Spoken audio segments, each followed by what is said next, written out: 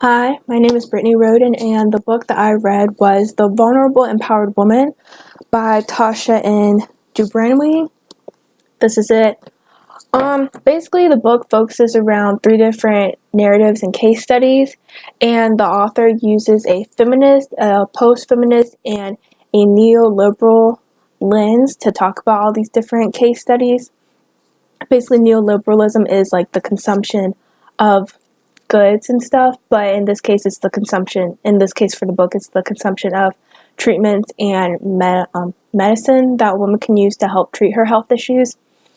And the author's main concern, she describes it as the implications of women's health issues and how they're being discussed in the public.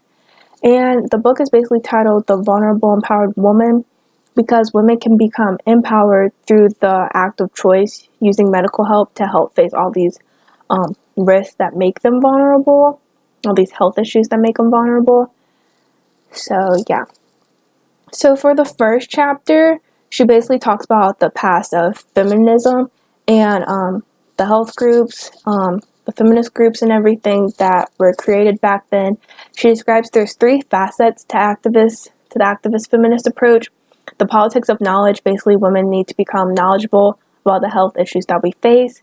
The self-determination, which is basically women need to become determined to help fight these health issues that we face. And then also contextualization, which the author describes as not only understanding the biomedical understandings of health and disease, but the social context in which individuals are understood to be healthy and diseased. Basically, throughout the whole book, she talks about race also, so she uses a cultural lens. She talks about how basically women of color are not really talked about in health issues, especially post-feminist health narratives, because a lot of post-feminists just believe all women are equal nowadays and have the financial capabilities to pay for the treatments to help their health issues, which is not the case. So basically the author describes how a lot of women of color back in the day were treated with racism, and because of this they received poor medical help while white women had the financial capabilities to pay for the treatment and medication to help with their health issues.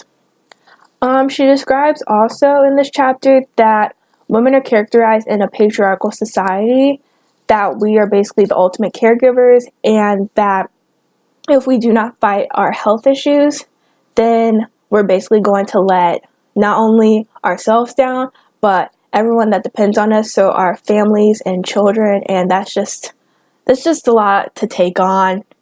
But also, she talks about how women's choices are constructed through the traditional gender roles because, again, women become empowered through just a limited number of choices, she says, between one treatment and the next. But we also have to protect our own health for the sake, again, of our families and our children.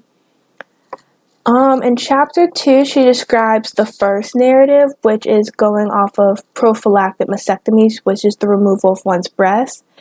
She begins talking about the development of the breast cancer culture and the discovery of breast cancer, which is through the gene mutations of the BRCA1 and 2 genes. She also talks about how not only can you have this gene mutation, but you can also face lifestyle choices that could increase your risk of getting breast cancer. And this does burden a woman because it basically means that no matter what lifestyle choice we make, we can still be increasing our risk to get breast cancer. And even if we take out all these different lifestyle choices that are labeled as risk, we can still get breast cancer just by possibly having this gene mutation. So in this chapter, she talks about two different people, basically two different narratives. One is about the actress Christina Applegate, who had a contralateral prophylactic mastectomy, which is basically she removed both breasts when cancer is only present in one of them. She did have the gene mutation, and that is why she decided to remove her breast. The author also talks about this woman named Jessica Queller, who got a bilateral prophylactic mastectomy, which is the removal of both breasts when cancer is not present at all in the woman. Later, it goes on to tell how the woman Queller, she did have precancerous tissue in one of her breasts, and they discovered this after she had the removal of her breast. So basically, it was great that she did get this surgery because then she wouldn't have cancer at all. But Throughout this, the author talks about how basically women are just considered vulnerable because they can't have this terrible disease like breast cancer, but then they become empowered again through the choice to have the surgery and to have the treatment to get rid of this cancer. But there's this post-feminist logic that thinks that all women have the financial capability to pay for these treatments, which is just not the case. And then again, women are conformed to these traditional gender roles by thinking, they have to get the surgery to make sure they don't pass it on to future relatives, which, is true. Like, you don't want to pass on to future relatives, so you do want to try to stop the disease in its track, but it's just the fact of thinking that, oh, I have to get this treatment so that I don't pass it on to anyone, or also if I get this treatment, I won't have breasts, I won't be able to have a family, I won't find a husband, and all this stuff. And that's what kind of she talks about, these like traditional gender roles and societal norms and everything. For chapter 3, she goes on to talk about the second narrative, which is postpartum depression, and how basically a lot of women are now going through postpartum depression, and it's becoming more normalized. But there's also this dispute between good mothers versus bad mothers, and basically it's race and class, saying that good mothers are white and bad mothers are women of color. And she goes on to describe first that postpartum depression is mothers feeling, the desperation and rebellion against the maternal constraints of having children. And before, I guess it was just thought of as a choice that, oh, you're just feeling sad after having this child. But honestly, it's been scientifically proven that there are hormones that happen to a woman after she gives birth, and these hormones are the ones that are affecting a woman's postpartum depression. But again, with this debate between good mothers and bad mothers, the author describes how there's a patriarchal power dynamic of the good mother, which is basically one who can stay at home with her kids and everything, which people assume is the appropriate role for a woman sometimes. But a lot of women cannot do this, especially women of color and minorities. They do not have the financial capabilities to stay at home.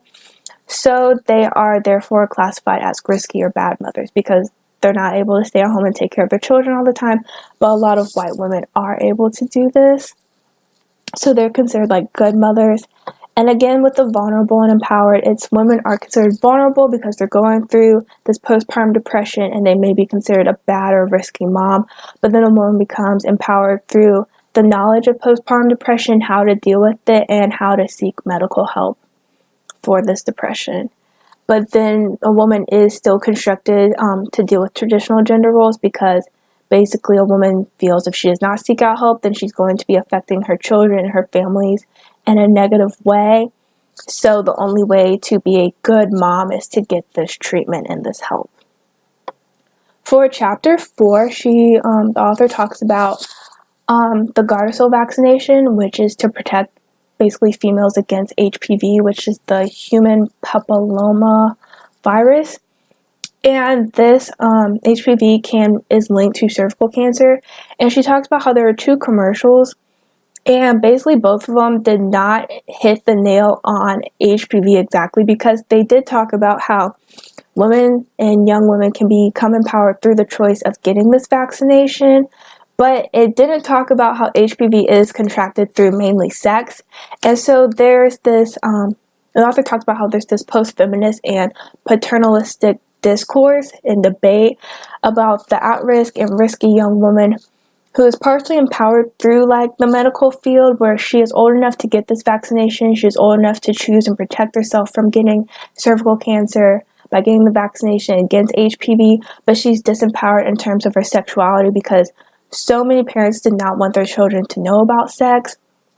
They didn't want them to know that HPV is contracted through sex. They just basically wanted HPV to be known as something that can cause cancer, and that's what a lot of the commercials talked about. But parents took away that choice of a woman having sex, which I get no parent wants their child to have sex at such a young age, but it's like you're taking away that power from a female to have that choice. And so basically the author talks about how through the paternalistic discourses of protection and patriarchal expectations about womanhood, women are expected to get the vaccine to possibly prevent them from having sex and overall they just need to save sex for a later time and just be with someone who hasn't had sex also, so then they won't be passing on any type of diseases. But through this, a young woman lacks the empowerment through sex. And so it's just the whole like feminist versus the paternalistic and patriarchal expectations again. For chapter 5, she talks about basically the different diseases that a woman can get besides the ones already previously mentioned. She also talks about the birth of the pill for women. And basically the whole book can be summed up with these couple of quotes that she mentions in the last chapter, which is, the power of biomedicine is upheld through the methods of empowerment offered to the vulnerable empowered woman. The choices of public discourse offered to the vulnerable empowered woman offers neoliberal choices of consumption and surveillance. Basically, a woman will be consuming all these different types of medications and going through these treatments, but also she needs to be surveilling herself at all times, watching out for breast cancer, for cervical cancer, for postpartum depression, because again, she needs to abide by these traditional gender roles of being the caretaker of her family and children and everything, and she's not basically allowed to, be kept up in all of this. She needs to be healthy to take care of everyone else. And also another quote is that women are at risk to a large variety of issues, internal and external, like lifestyle choices, genetic issues, and also just a woman's sexuality and behavior. But the biggest risk that us women face is a risk that, we cannot avoid, which is being a woman.